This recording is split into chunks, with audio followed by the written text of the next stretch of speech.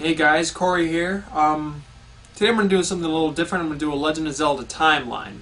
Now I'm not going to do every single game because I've only played about 3 of them. And that's Ocarina of Time, Majora's Mask, and Twilight Princess. And that's the only style I'm really into. I like the darker ones. Now I have a fact-filled, scientifically proven theory that is just... you can't beat it. You really can't. I mean... the facts alone just, add up. It's not scientific at all, really. It's all just my crazy man theories about how I can blend these 3 games together, and I think it does actually kind of work. So I'm just going to run through it real quick. No detail at all. It's going to be a fucking mess, but, this is my timeline. So when Link is a little baby, he's left to be an orphan with the Kokiri in the Kokiri Forest. Meanwhile, in the desert, the Gerudo Desert, Ganondorf's a man, and he finds the Triforce of Power and begins his quest to take over Hyrule. In doing so, he becomes the king's friend and does certain little missions for him. I mean, that's what I can grasp anyways. Link, meanwhile, growing up, is shunned by the Kokiri children because he isn't an elf and he doesn't have a fairy. Mido, that dick, seems to be the one who's leading this little shun against him. Saria is the only real Kokiri to be really friends with him. The other children are nice, but don't really fully accept him. They seem to be following Mido's lead.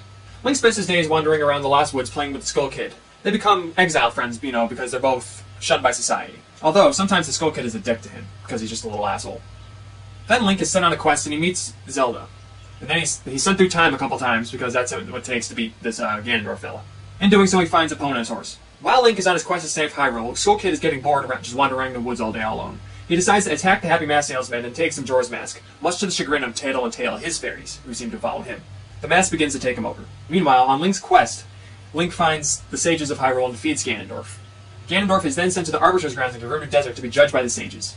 After defeating Ganondorf, Link is returned to his young self, and Zelda tells him to make up his lost time. She tells him to remember the Song of Time so they can be united one day. Link goes back to the Kokiri Forest to live out the rest of his days, but unfortunately Navi just decides to leave him after all they've been through. When he returns, the children shun him again because he doesn't have a fairy and they think he killed the Deku Tree still. Link, being alone again because Saria is apparently a sage, he goes in search for Skull Kid, the one friend he had from his past. But he appears to be missing. Link starts to wander around the woods with Epona to try to find Skull Kid. Skull Kid sneaks up on Link and Epona and pelts Link, knocking off his horse and rummages through all his stuff and takes Epona. After a chase, they run through a portal which takes them to Termina. A whole different world. Skull Kid with his new power turns Link into a Deku Scrub and runs off. Finally, Link makes it to Clock Town and finds the Happy Mask Salesman is mad that the evil mask is taken. He asks Link to find the mask and defeat Skull Kid. It appears Skull Kid has made a mess of Termina and the moon is now going to crash down on the world and destroy everything. Why would he do such a thing? Meanwhile, back in Hyrule, the sages are judging Ganondorf and they plan to destroy him. Unfortunately, they underestimated him because he still has the Triforce of Power. I've underestimated you. He fights back and kills the Water Sage, poor Princess Gerudo.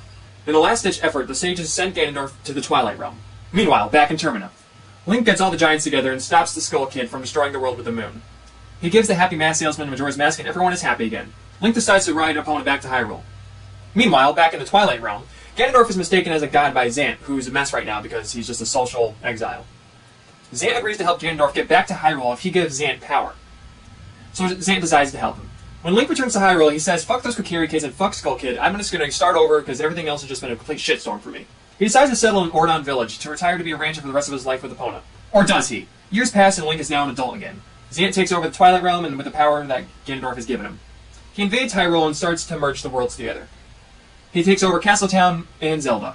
Link is now on a quest to save Hyrule again. Poor guy, can't catch a break.